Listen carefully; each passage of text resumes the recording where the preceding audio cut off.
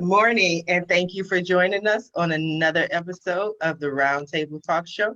I am your host, Sharifa Hardy, and you know what? I'm going to guarantee you an amazing show today. I don't know how I know it, but I just know this show is going to be great. We've been talking backstage before the show, and it's already been a lot of interesting conversation. So I know we're just going to blow you away. But I'm going to ask you to do what I always ask you to do, and that's to go ahead and share this show because friends don't let friends miss out on the Roundtable Talk Show. So that's right, hit that share button and let your friends know. Also, I want you to take the time to go through the post to look at the websites and the information from today's guests. They're here to help you, support you, and to bring information. So go ahead and support them. I want to introduce you to our first guest. Our first guest is Galit Tsadik. She's a certified financial education instructor.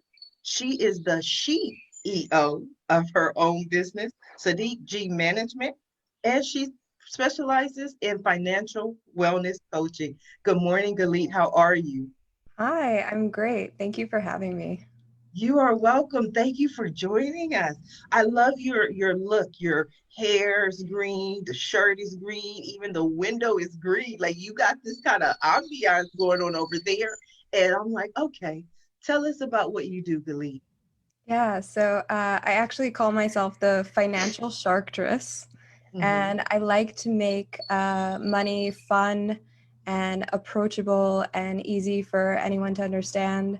So it's really about financial literacy and learning how to live the life that you want to live, just doing it, responsibly. You don't have to rely on magic to have a magical life. Is that part of your brand? Like when you go out and speak, do you actually say that you don't have to rely on magic to have a magical life? Yeah, I've learned to just be really me, authentically me. And so I'm all about like the ocean and love and a little bit of magic and a little bit of whimsy. It just makes things that much easier, especially when you're dealing with a topic as serious as money and as scary to most people as money. Why do you feel that money is so scary for most people? It's because we aren't taught it in schools. And the role model, we don't necessarily have really good role models when it comes to money, and Mhm. people think it's a purely logical, rational thing, and they don't realize how much emotion is tied into all of our experiences around money. And it has to do with feeling secure and feeling like you are able to thrive and survive in society. And so that becomes a really tense or scary thing for most people, especially when they feel like there's a lack of resources available to them.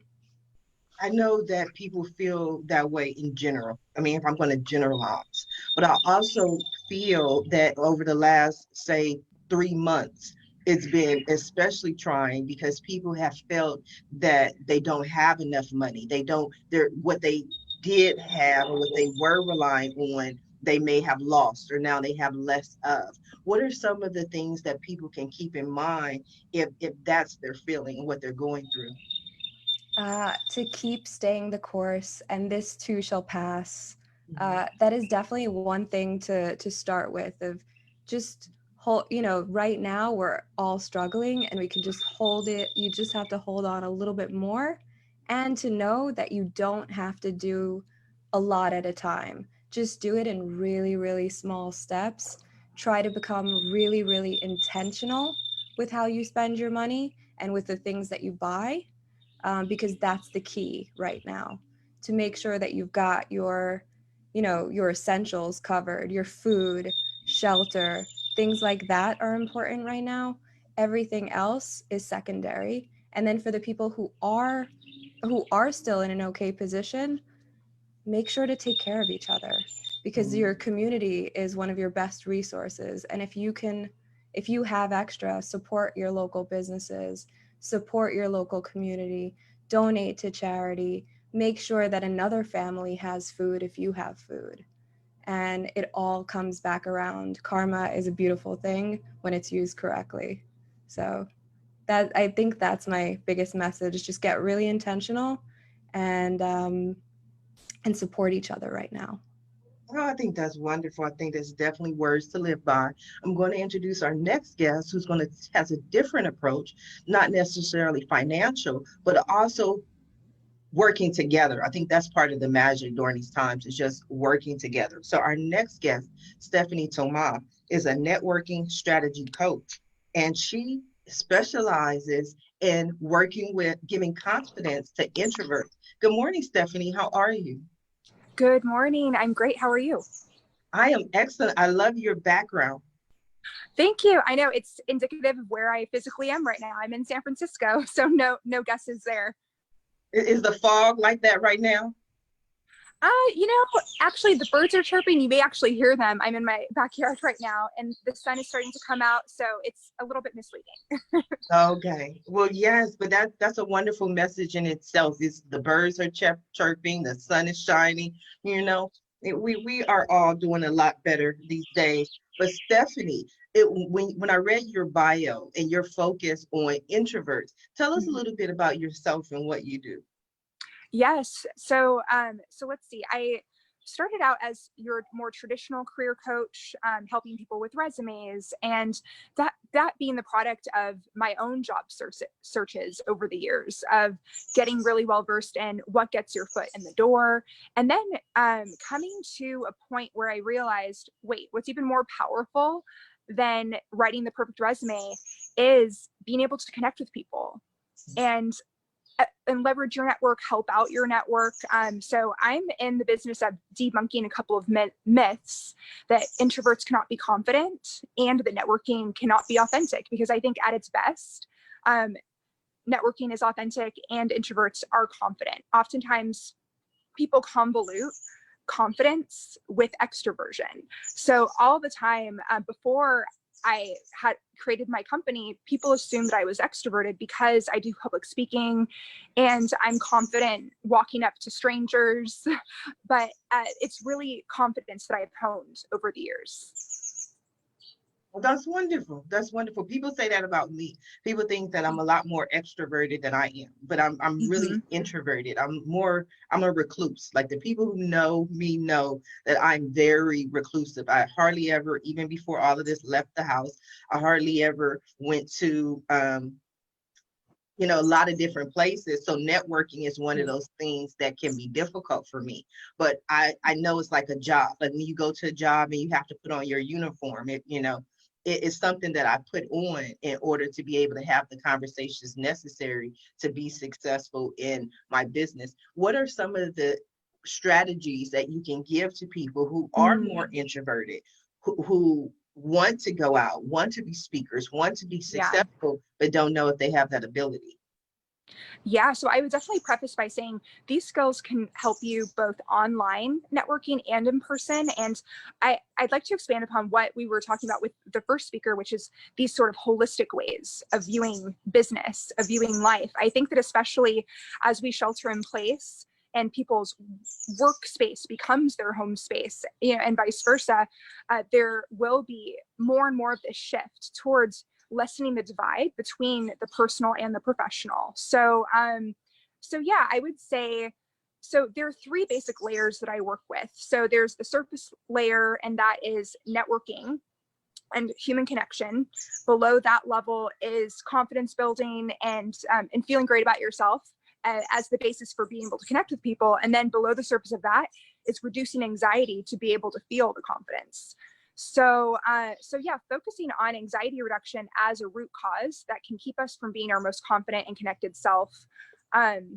Recommendations that I have that I go into more detail in my book, Confident Introvert, that comes out this month is I really appreciate unplugging and connecting with nature as much as possible. And I know right now it can seem a little bit harder than it previously felt. But so for example, if anyone's ever felt Zoom fatigue, or event fatigue. It's very real. So one of the antidotes to that is called the Solitude Sandwich. And what that looks like is the, let's say, peanut butter filling is the activity, and each piece of bread on either end is the solitude.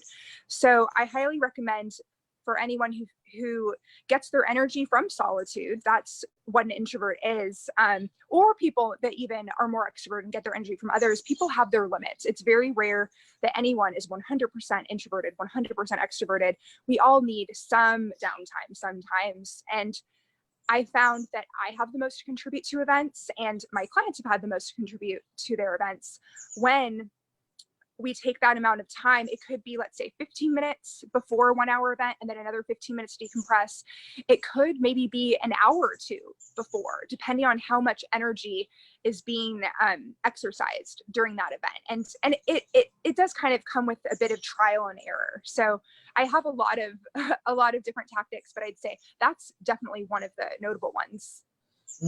That's one I used without even realize that it's something that I use. Mine is about 24 hours, usually because most of my events I host, I put on, they're all day events, and people don't understand how much energy it requires to put on an event. It's like the day before or the couple of days before, I'm like, I just need to kind of veg out. I need to watch me some Netflix. I need to relax and not do anything. And so that gives me the energy to be there for the entire day. Now, that was excellent. You mentioned your book. What day does your book come out? So it's actually the first day of pre-sale was yesterday, June 1st. Okay. So it's available for pre-sale at stephanietoma.com/products/books. I can share the link later, but it will officially be on Amazon the week of June 15th. So yeah, book and paperback. Oh, wonderful, wonderful. We have to definitely check that out. Now, I want to introduce our next guest, and she is an expert in helping people like yourself, Stephanie. I don't know if you went through a company or not, but our next guest, Meghan Stevenson, helps entrepreneurs, experts, and thought leaders with book proposals. Good morning, Meghan. How are you? And I had to unmute, so lesson there. Hello, Tuesday morning. I'm doing wonderful. Thank you so much for having me on. You are so welcome. I already see you're going to be very interesting, a lot of fun. So we'll see. Let me go back to you help entrepreneurs and experts and thought leaders come up with their book proposals. Yeah. So book proposal is a little different than it's traditionally in the big publishers. So what we think of as what's in Barnes & Noble, like pre-self-publishing. So houses like Penguin Random House, Simon & Schuster, Harper Collins, Hachette, what we call the big five. So these are traditional publishers. So let's say you're an author like Stephanie and you have a great idea. There are kind of two routes to take. You can take a traditional book publishing route, which is what I specialize in, or you can go self-publishing. I don't really touch self-publishing anymore. I used to. I only work with a few select authors who want to do that. Because as I like to say, there's a lot of self in self-publishing. You basically have to be a really great project manager to do it successfully, unless you're partnering with a company, in which case you're still paying to play, right? The traditional publishing model, which a lot of my clients want because they want that imprimatur of Random House, does require a book proposal rather than a full manuscript. So I have a lot of clients come to me with 100,000 words, and I'm like, we're going to scrap that basically, or we're going to tear it apart, or we're going to restart. And so I help people do that. It's very similar, the book proposal, to a business plan, but it's unique to publishing. And I've been a nonfiction editor for 15 years. So I just know the book proposal inside and out. It's a very strange and unique document. So I help my entrepreneurs craft that. And as an online entrepreneur myself, I mean, I could talk about sales funnels all day. So we're talking about it in terms of how that book works as a lead magnet, what their audience is like, what the publisher wants, because publishers don't really get online entrepreneurship, and how we can kind of meet in the middle in terms of what they have to offer. That was very interesting. And I got to break that down into more information, into more bites that I can take. You mentioned the self-publishing as opposed to going the route with the book proposal. What are some of the benefits of the book proposal as opposed to just saying, I'm gonna self-publish my book? So publishers have a ton. I'm a big proponent of traditional publishing. I mean, I came up in that area. I was an editor. Publishing is full of people that love authors and love books. And there's a big misnomer out there. They're just trying to make money, or they're just trying to like reject everybody. And that's just not true. They need to make a profit. There are very thin margins in publishing. So for every Rachel Hollis or Mark Manson, there are literally thousands of authors that just for whatever reason, their books don't sell. So I'm a big proponent of traditional publishing because they have distribution, which self-publishing doesn't have. They have the entire power of a big publishing house, which means they've got editors, they've got publicity and marketers, they've got cover designers, they've got interior designers. And as a traditionally published author, you'd have someone like me on your side. You'd also have a literary agent to watch out for your legal, any legal issues, your best interest, basically, as a business person, just like, a actress would have an agent or a manager, or like a music act, Beyonce's got her managers, right? So that's all kind of set up in that model, in terms of the traditional publishing model. They also pay you to write your book in that model. So like the money is structured differently, right? So like someone like Stephanie, who's self-publishing, would have to put a lot of money up front to sell their book. And then whatever profit they get all of it, or some more of it, right? But in the traditional publishing model, and this can get really deep and really complex, but like at a very surface level, the traditional publishing model, they pay you in advance on earnings. And so, you would get some money up front, and then you're basically a business partner with the publisher on your book. Now that sounds wonderful. It sounds like obviously the way to go. But one of the things that I've seen and that I've learned from other people who are considering that option is that many of the publishers want you to already have a following. In order for them to even consider your book or consider your proposal, one of the most important aspects is your following. So I always ask the question, if I have a following, if I already have 1 million followers or 100,000 followers or whatever the criteria is, at that point, why not just sell the book directly to the following that I've gained without the publisher, as opposed to going to the publisher and utilizing their distribution? That's a super good point. I mean, honestly, I always ask people when I used to help more self-published authors, I'd say, how good of a project manager are you? Because if you're a really good project manager, or if you have someone on your team that's an awesome project manager, then by all means, go with God, right? But otherwise, like, I will also tell my clients that I'm the most anti-DIY person that you could possibly imagine. If I can throw money at something, I will. Whether that's building a sales funnel, cleaning my house, walking my dog, grooming my dog, whatever, right? Like even like my clothes, right? I'll get Trunk Club to pick them up for me, right? So like I will do all of that. And if you are a busy entrepreneur and you have built a business that has this million people following or this really big following, you ain't got that time to project manage your book. So you would much rather pay someone like me to come in and sort of like whip it up. And I get really inside my clients' businesses too. I know what's going on inside. And so I can tell the difference between what's happening on their inside of their business and what their public persona is, and then create their book so it sits somewhere nicely in between. My client, Rachel Rogers, calls it scalable intimacy. And so when you're reading her book, you're thinking, wow, like I'm getting a really insider view. And you are, but you aren't, right? You are, but you're not inside. You don't know what her coaches know. You don't know what her VIP clients know, but you've got this little window into their world, which is what's really important there. And you've got enough on the entrepreneur side, you've got a taster. So I always compare a book to like the gelato shop, right? Where like you go into the gelato shop and they give you that teeny tiny spoon, right? Your lead magnets, your opt-ins, all your free stuff is that tiny little spoon. The book is like the sad lady pint, the single serve. Like, yeah, it's the sad lady pint, right? It's a $15 sad lady pint. And so you have enough there to be satisfied, but usually people want the whole damn pint and then they want the gallon, right?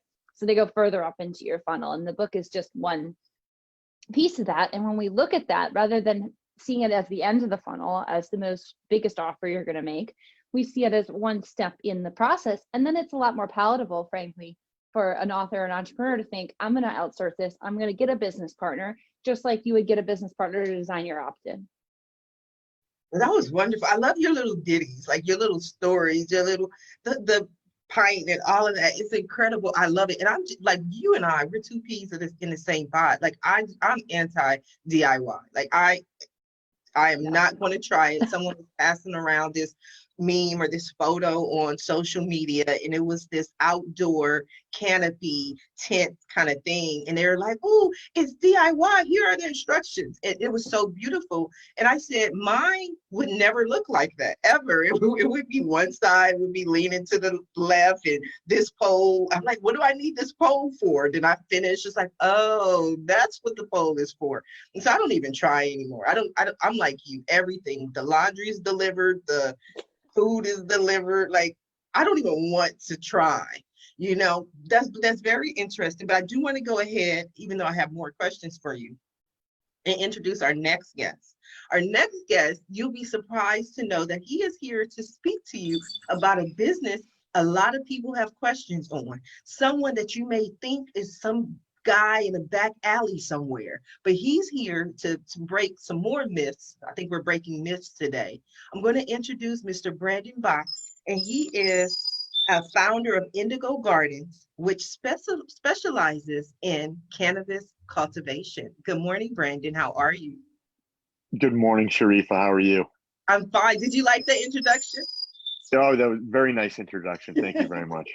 It's like sometimes you just imagine just cannabis. It's like, oh, it's some guy in the alley, and he's standing there like, hey, come here. You know what I mean? So tell us a little bit about yourself and what you do, Brandon.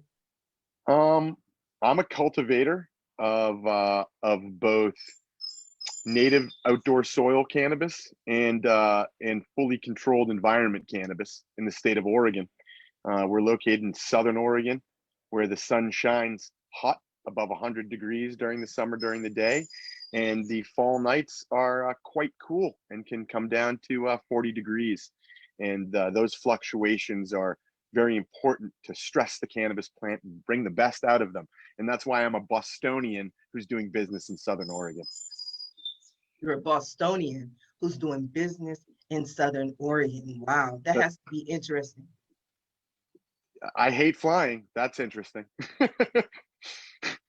How did you get into this business, though? I've been in the business for 20 years. I 20 years. You look about 25. I mean, is it the hat or ladies? Am I alone? Like everybody just left me alone here with Brandon. I'm 40. Wow, drinking that water, Brandon. You go, Brandon. Yeah. I drink about 5 liters a day, and I consume a bit of cannabis, and I think both keep me moving and grooving. Yeah. Okay. So with Indigo Gardens, what is your specific area of focus? Like, I know you cultivate. So we have 2 areas of focus. We have 2 product lines, essentially. Our first product line is our controlled environment flower that everybody is used to getting in their little Ziploc bag and packing in their bowl or rolling their joint. Our flower is considered to be some of the finest flower in the world. There are other amazing producers out there that produce fine flower. Oregon is a very competitive market, the most competitive flower market in the world, and we've hung tough through ups and downs in commodity prices. So we have our controlled environment smokable flower that is branded Indigo Gardens, and then we have our outdoor harvest, which is a full-term native soil grown, biologically driven agricultural model that produces the highest terpene content cannabis for fresh frozen extraction. So we harvest our plant, and within 15 minutes of harvest, it's frozen at negative 40 degrees Fahrenheit. So when somebody has a bag of weed in their bag and you smell the weed from their bag, you're consuming volatile terpenes that have become gaseous. And so you're literally consuming molecules, cannabis molecules, when you smell the cannabis in somebody else's bag. because these terpenes volatilize at room temperature. And so instead of the cannabis losing all of these volatile chemicals through the drying process and then all the other handling after that, we preserve all these volatile chemicals immediately after harvest. And our clients are high-end processors. So people who make vape cartridges, but very specialized vape cartridges. Most vape cartridges are not made with fresh frozen material. And also very high-end dabs, if you may or may not be familiar with cannabis concentrate consumption. Very high-end cannabis concentrates. We sell to other we sell our biomass to other businesses who then make a product, but put our brand on that product. So all products are co-branded because of our specialty cultivation methods. Consumers chase our product. Wow. I learned a lot. I had no idea about any of that. I had absolutely no idea. So it's an opportunity for me to learn. So that's great. Now, you mentioned Oregon. Now, if memory serves me correctly, Oregon is one of the first places to completely legalize marijuana, correct or incorrect? If I'm not mistaken, it was the third to go fully recreationally legal. Yeah. Yes. What are some of the things that you've seen in Oregon since that time? Be more specific, please. I'm never specific. I'm always completely vague, so someone can take it and run with it anywhere they want to go. I can speak about cannabis for days on end, which there are other guests on the show. Okay, but I've seen articles, and I'm in California, so I get all of this. But I've seen articles about how it has increased, because more people are paying, and that you've been able to make Oregon better, that you've been able to utilize some of the resources to benefit the state. I don't know how the tax resources are really being spent. That is not my concern as a producer. My concern is making sure that the tax structures are such where the consumer can get a high quality product for a low price. What the bureaucrats in the messed up political situation that Oregon is, how they use those monies, it would probably depress me to know how they're using those monies. I would guess didn't want to depress you. I would guess they're using them I would guess they're using them improperly, like most politicians and bureaucrats use our money. So let me rephrase the question then. Let me rephrase the question. Okay. We don't need Brandy going off this morning.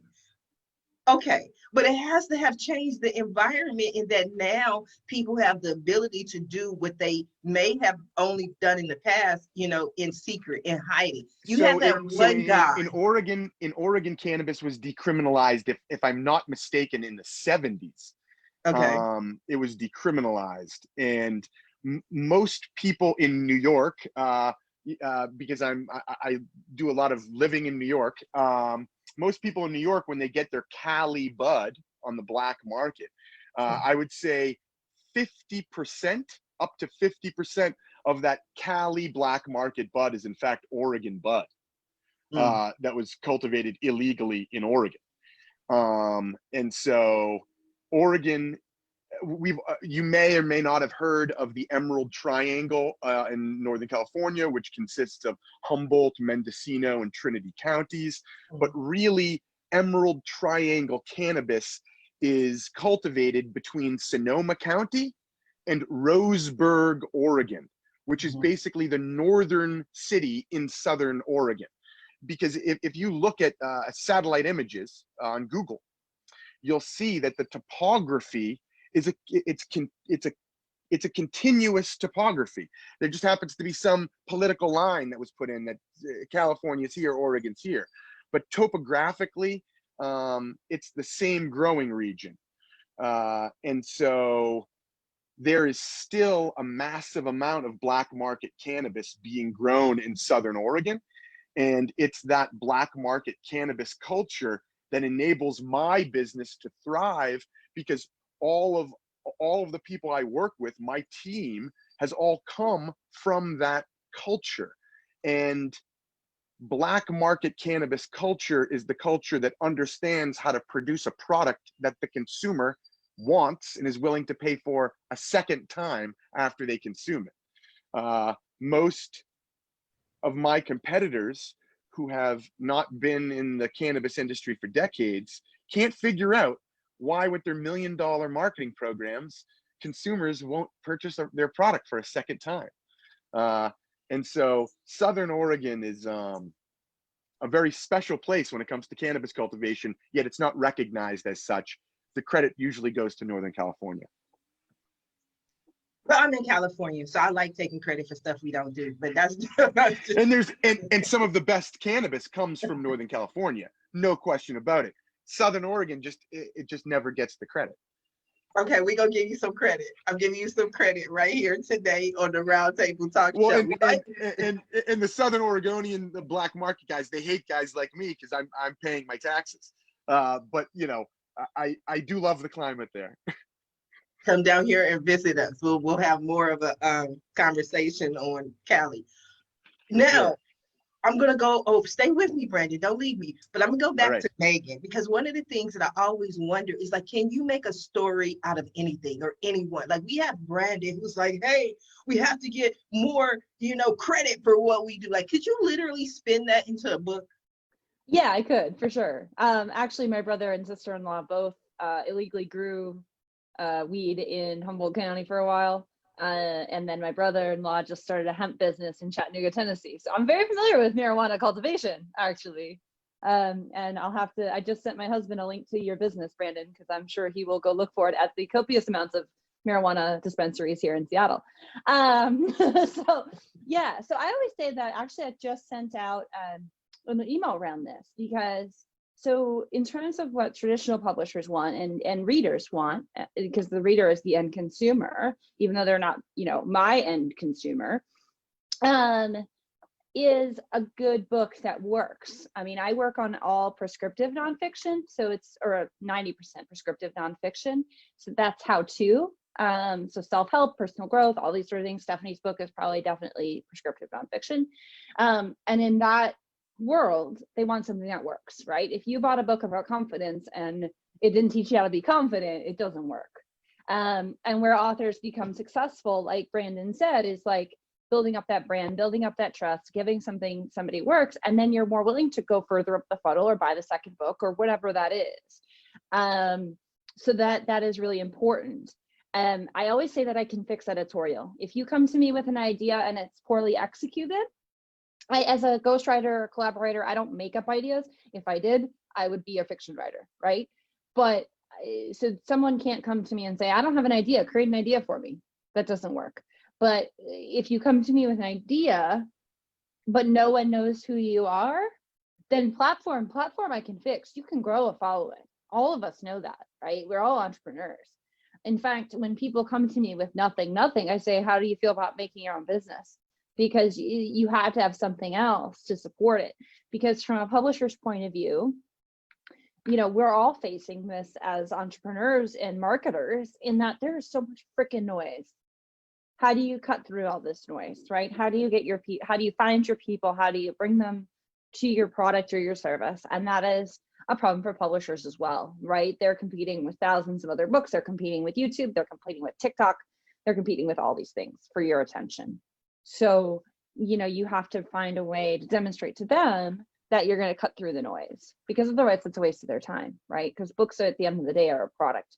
So I always say I can fix editorial. I can make you write better. I can fix your grammar. I can get you to shut up about stuff that nobody cares about but you. I can tone down some rhetoric. I can identify the chip on your shoulder about Southern Oregon and Northern California and take it down a notch or pull it up a notch, right? For PR purposes, we want you to be like, fuck Northern California, right? So like, this is a big deal. I really love NorCal, and I cut my commercial cannabis teeth back in Humboldt County, in Garberville, on Alder Point Road. So I have much love in my heart for Northern California, It's just the market at large needs to understand that quality cannabis Sure. also comes from Southern Oregon. And I love Southern Oregon. Ashland is one of my favorite places in the world. So like, I was just in Ashland a few days ago. I love it. I love driving through Siskiyou over the past there. But yeah, so what it is like, I can fix that, right? I can tell you, and there's other people that can tell you, you know, business coaches, that sort of thing, how to grow a platform. That's not crazy, especially if you will pay to play. It's not impossible, right? And I can tell you, like, we could say, you know, if I was working with someone like Brandon, just because I know the most about him at this point, I could say, okay, hey, like, let's differentiate you from all these other cultivators. Let's educate your audience. Let's, you know, if you're writing a book about how to grow pot in your backyard, which I'm pretty sure that book already exists, but whatever. If it doesn't, somebody should write it. But like, if you're going to do that, let's look at that and what do your clients need and what's in the book and what's not, because there is a definite point between like what's in the book and what's not. Like, I describe it almost like a house. Like, your business is a house. All the free stuff is out in the yard.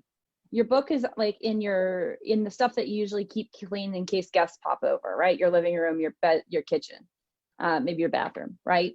So like, your book lives there, and then everything that you get paid for, the bulk of your income, you know, your VIP products, your one-on-ones, your courses, all that stuff's upstairs, you know. And then we can get into the analogy further. I love me an analogy, Sharifa. I'm sure you can tell. I can tell, but no, it makes it fun. It makes it interesting. I love all of those aspects. So I'm gonna go over to Galit, because Galit, I don't know why. I do stuff on shows and it just comes to me. The spirit just moves me. But for some reason, I feel like helping Brandon today. He doesn't even need my help or our help, but we gonna help Brandon today, right? So Brandon has made all his millions in cannabis cultivation. He is the millionaire on the show today. I don't know if you all are millionaires too, but we gonna pick on Brandon. So Galit, now that he has his millions, what does he need to focus on financially? Financially, it's allowing his millions to make more millions for him. So giving all of each dollar a job. Your money wants to work for you.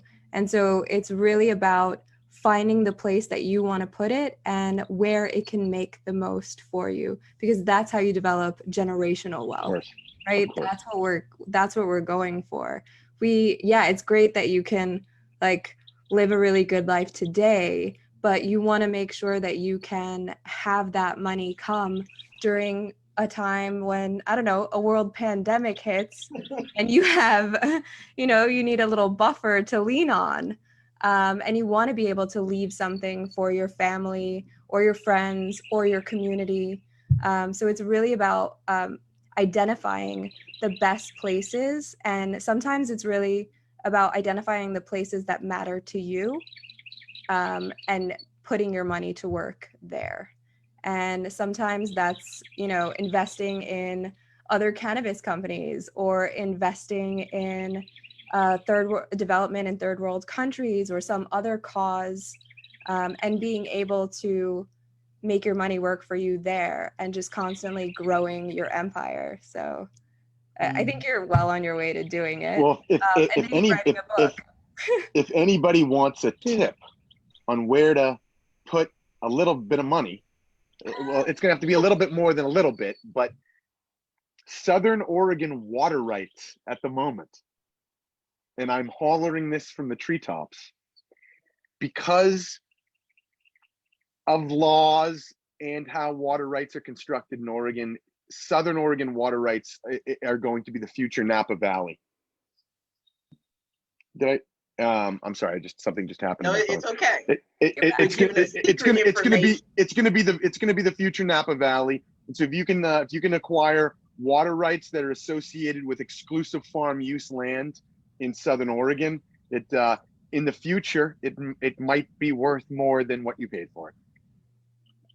Did you see Brandon, the way he said that? He said it's so politically correct. Like, it might be, there's a possibility it could. I'm not telling you that no insider trading here. Like, no, I'm giving you my personal. Of course I do own Southern Oregon water rights. That being said, I'm not selling them anytime soon, so this is not a pump and dump. We got you. We on the same page. We understand, Brandy. But it was interesting when Galit was speaking and she was talking about, a pandemic may hit. And what was interesting to me, again, being in Long Beach, California, they like shut everything down. But the dispensaries, they are essential. Then they We are, changed we the are an law. essential business. We're an Yes. essential business in every state that has legal cannabis, except Massachusetts, where only medical is essential and recreational has been shut down. But yeah, it's a pretty big deal at the moment. Yes, I was surprised. I can't get my hair done, but if I wanted to smoke, I can. That's essential. But I mean, hey, I've seen things change. They changed the law where you can go and pick up alcohol and take it home. I had never in my life seen a law or something change that fast.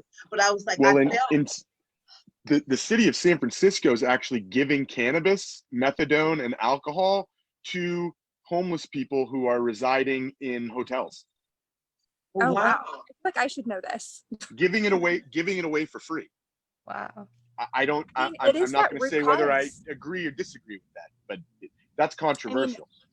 It is controversial. I mean, anxiety reduction. I think that what it all comes down to is during a global pandemic, how do you cope? I mean, just going on that sort of personal development like track, substances do help some people, but I don't know, what are our thoughts on other methodologies, or do you view marijuana as self-help? I think it can be. I mean, I definitely think there's definitely been obvious evidence that medicinal marijuana helps. I'm not big into smoking. Like, I prefer wine, frankly. I am that basic bitch, but it's true. Oh, come back, Megan. Come on back now. You hear? But CBD, I am a huge proponent of. Like, I love my CBD vape pen. I'm a runner. I love my CBD tinctures and my the oils and all of that. So I definitely see why it's essential. I mean, state by state, essential businesses are very questionable. The WWE is essential in Florida, right? They got professional wrestling making it essential in Florida. So it's all like Relative. Yeah. Yeah, I definitely think there is something to be said about making sure that we look at this for its medicinal purposes, because it does have medicinal purposes, and it's not just, it's not just people trying to get high. Sometimes there's, like a real medical necessity for it. And that's why we have medicinal marijuana. And frankly, I believe that it should have been brought to the market earlier, because it could have helped a lot of people that went deep into opioids, which were totally legal and given by doctors, and really screwed people up a lot. We have a huge problem in the country, and it could have been solved by something that's, grown from the ground. And well, not that opioids, it's also poppy, but those go through a little bit more of a process. A little bit more of a chemical process, and a little bit more of a, this is like something natural that is used and can be used to really help people, and help people in a way that doesn't necessarily cause them permanent damage down the line. I have really strong feelings about it, because I had spinal surgery, and I was given crazy amounts of painkillers, and I thank God every day that I didn't get addicted to them. But my body did suffer because of it. I have to take probiotics every day. It killed all the good bacteria in my stomach. It was like a really painful process for many years. And I almost wish that there had been another option for me that wouldn't have caused like long-term damage to my body. And I think that that's something that, we're seeing more and more that medical marijuana is being used for. I mean, I just thought about like last week, I decided I was going to go pick up CBD for my dog. because he's getting older now and he has achy joints, and it's Are you using human CBD? Is it marketed for humans or is it marketed for dogs? marketed for dogs. I would recommend using products that are marketed for humans. Really? Because Yeah. there's more testing or like a lot of CBD products have been tested and have no CBD in them. The Chinese are making an isolate using yeast, and that has nothing to do with cannabis. And if you do not have trace amounts of the other cannabinoids that were manufactured by the plant in the product, it will not have the efficacy of something that is, has the trace amounts. Mind you, you can put undecarboxylated THC cream on an infant, and the infant, there would be no psychoactivity. It would just purely work for their, their muscles or their diaper rash or what have you. So when you're coming from like an ointment standpoint, and I don't know about your job and the testing associated with your job and those types of things, but when it comes from like purely a psychoactive standpoint, you're better off using a high THC cream, whether it's pain, whether it's an abrasion, a burn, a nice balance between THC and CBD in the cream. Will most likely mean that there's also high amounts of other cannabinoids that they're not necessarily testing for, but have great value according to anecdotal evidence and experience. You're such a wealth of knowledge, Brandon. You were going to answer Stephanie's original question about self-help. Yeah. Was I? You started to say something, and then Galit started to talk, and so I wanted your response to Stephanie's. I'm paying attention. I don't know if anybody else is. I will say, over the years, my short-term memory has been impaired. I don't know why, but that's why I like 5 guests. I'm like, there was a question. Stephanie asked it. You're on Stephanie, Stephanie, do you remember your question? Yes, and it was, it was open to pretty much anyone that wanted to answer it. I was bringing it back to the idea of being in a global pandemic and how we relieve anxiety and different holistic methodologies, and then how cannabis fits in and as kind of one of the tools in the toolkit. Well, I'll actually go back to what Galit said very quickly, and because I wanted to mention something.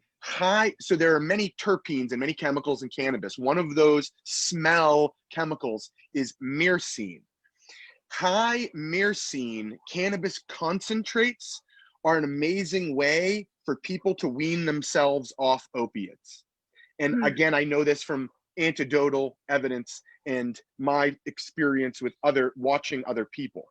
When it comes to the global pandemic and things like anxiety, of course, being in good physical shape and being in a good mental space, I think is most important. Because if all your systems in your body are working and flowing really well, chances are you're going to have a really good outlook on things. And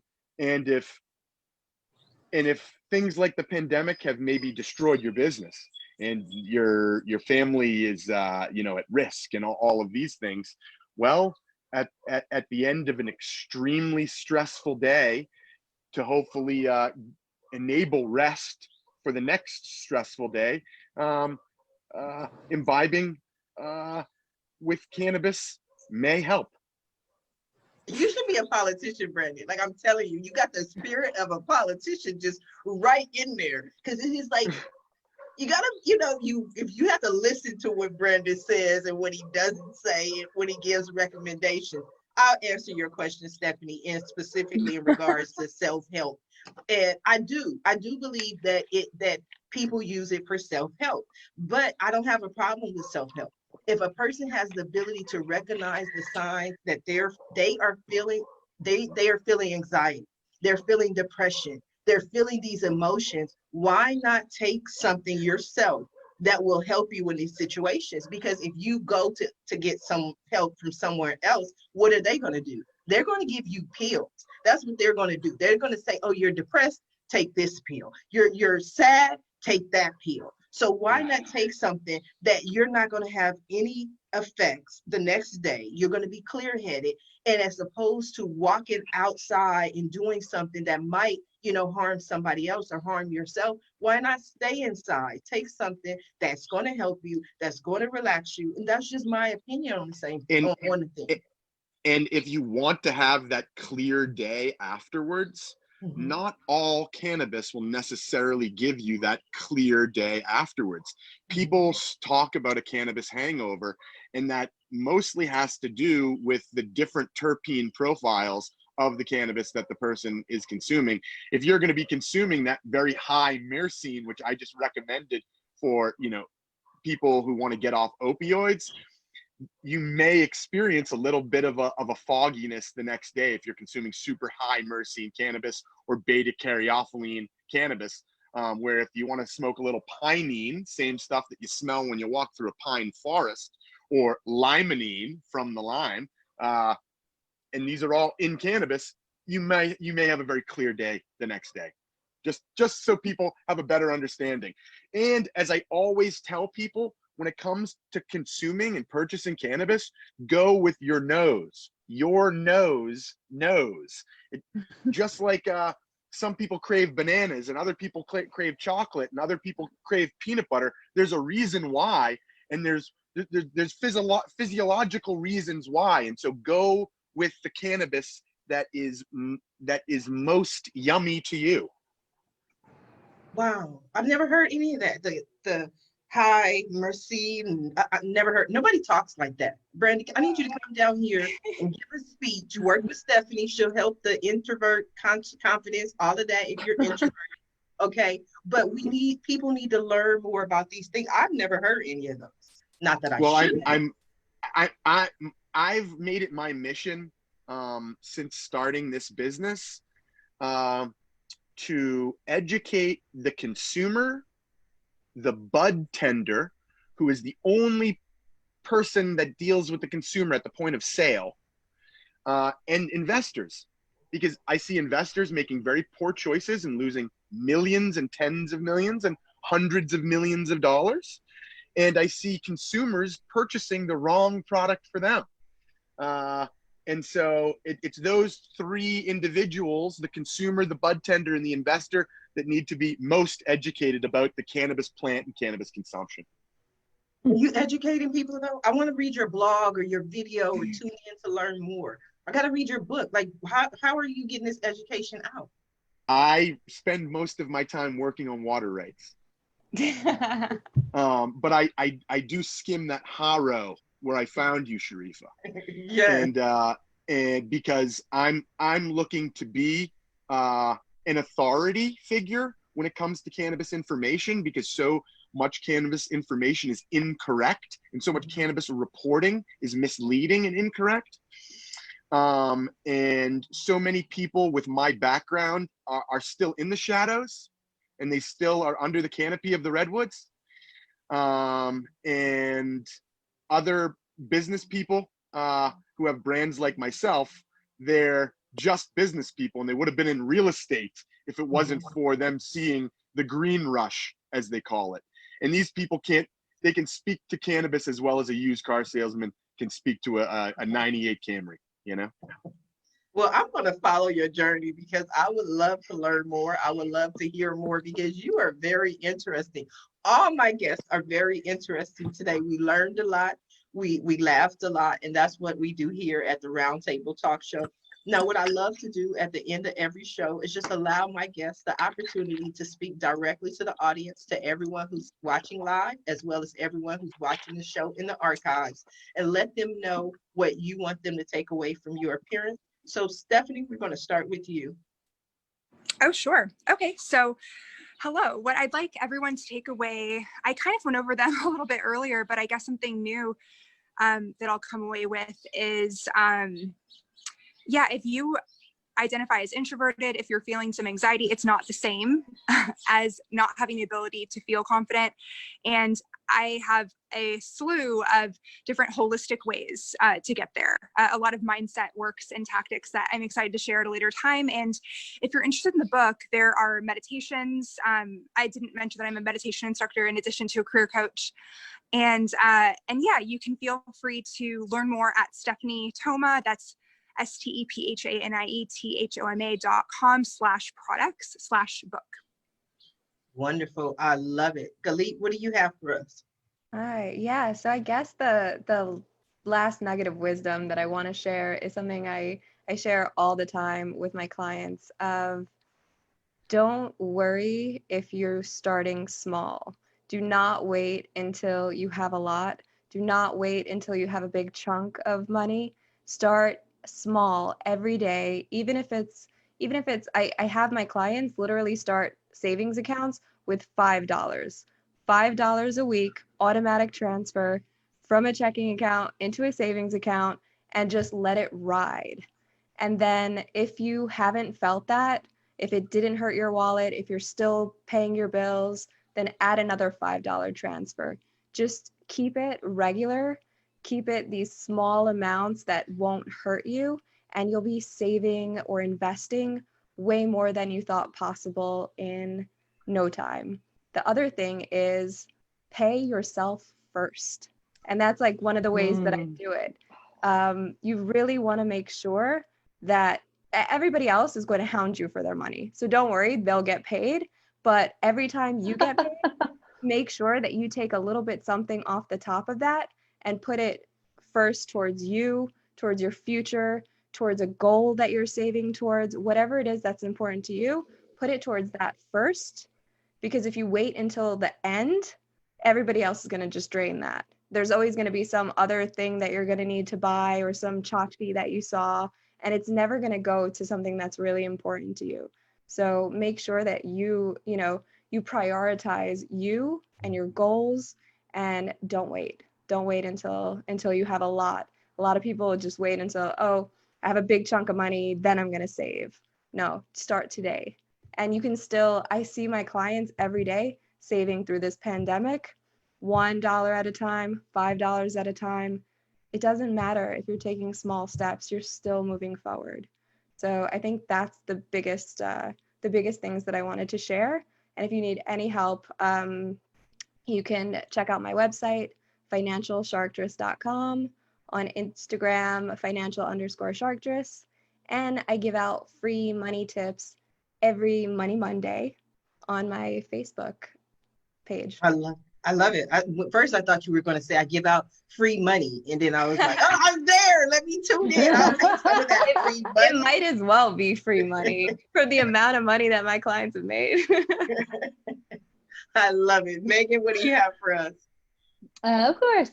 So I think there's a book in most people. I think that a lot of people want to write a book, and I would never dissuade them from doing it. That being said, I do think that you should get educated about the differences between self-publishing and traditional publishing so that you really make an informed choice on what you want to do. Like Galit and probably everyone else here, I have a ton of free stuff. So you can join my email list at meghanstevenson.com.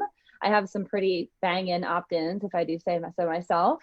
I also go on Instagram Live every Wednesday, and I mostly talk about platform and audience building.